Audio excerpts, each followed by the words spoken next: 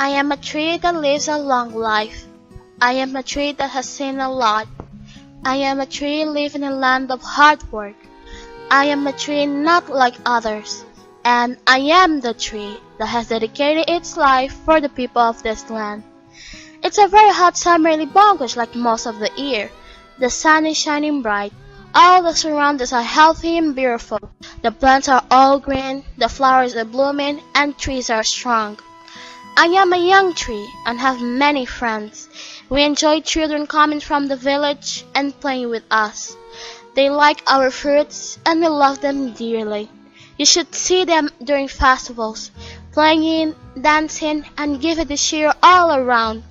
People in the village also talk and confide in their deep secrets to us. That strong bond passes from generation to generation. The village has a leader, João, a very wise man. I see my strength on his face and feel my compassion in his touching voice. He's not too old nor too young. His scars make me remember the paths he used to lead people in the village. The life wasn't easy to him. It was a beautiful sunset. The sun was a big red ball. Everything was usual, except the way he was looking at me. I'm getting old and weak, wishing this land will never change. I hope our traditions will live, peace always surround us. But life has unexpected surprises. João, my brother, why are you talking as for leaving me? What happened to your dreams, your plan for this land, for our lovely land? Let me finish, sister. People must watch their steps. Consequences of our actions are like stones blocking up a road. After a while, he smiled and walked away. His words were stamped on my heart. We call each other brother, but he was always closer than a brother to me. Shortly after, there was an unbelievable news spreading all around. The leader is sick and about to die. I wish I could talk to him, my brother, my dear friend. I wish I could do something for him. It didn't take too much time for people to choose a new leader. He was younger and had been working with the ex-leader for a long time. He knew how things worked in the village. Months had passed. Things were going quite well. The school was almost finished and the hospital too. The happiness was still in our land. People were busy with arrangements for the festival approaching.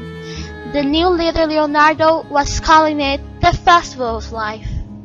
Leonardo is not tall. He has long curly hair. His eyes are as green as our land. His voice sounds like ocean in the wind. It was the day before the festival when he came to me. He was so excited.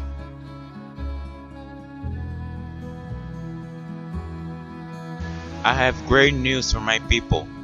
There is a very noble man. He offered himself to help us. He left as soon as he finished his words. I was wondering what happened to João or if he was alive. But it was a question nobody asked. The day after, during the festival, Leonardo repeated his words to the people. He mentioned about developing. More education, health, and job opportunities will be provided to you, he added. People were more than happy. They sang, danced, and celebrated the good news whole night. But what they didn't know was, at that moment, their lives were changed forever. As months went by, the village started to look different. The people kept working harder than ever. The trees were cut down. There were tall buildings instead of picnic areas. A big hotel was built very close to the ocean. People all around the world started to stay and enjoy in our village. They were bringing money, of course. Everything looked perfect. In the first place, people did not recognize they were killing their own land. Smoke was all around. The water was contaminated. The green of our land and the blue of our ocean were gone. Diseases were spreading fast. That wasn't the only change. The nobleman, Marcos, already owned the mine, a large piece of land, many animals. He put taxes which everyone had to pay. He was sending a lot of money to Leonardo so that he could carry on. Although Leonardo was very glad at the beginning, by the time passed, he started to realize that nothing was as good as before. He convinced himself to talk to the nobleman, hoping for a change. Marcos is very tall and charismatic. He's not only a gifted politician, but a perfect liar. He's fascinating. When you listen to him, you feel like he's the one who can put forward his life for your sake. It was a warm afternoon when Leonardo tried to explain himself to Marcos. Marcos was looking at him in the eye. For the first time, Leonardo could see what was hiding in Marcos' heart of stone. Obviously, all Marcos wanted was to rule the village himself. He didn't care whether people were young or old, if they were sick or not. The next day, Leonardo came to me and said, I don't have anyone but myself to blame. His green eyes were shouting out his suffer.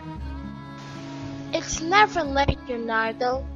It's never too late if you can still breathe. Tell me, Mbondeiro. Look around and tell me what I can do. People call me the giant tree and wonder how I can live over 1,000 years. Actually, it's very simple. I am the upside down tree. I never forget my roots, but always carry on my head.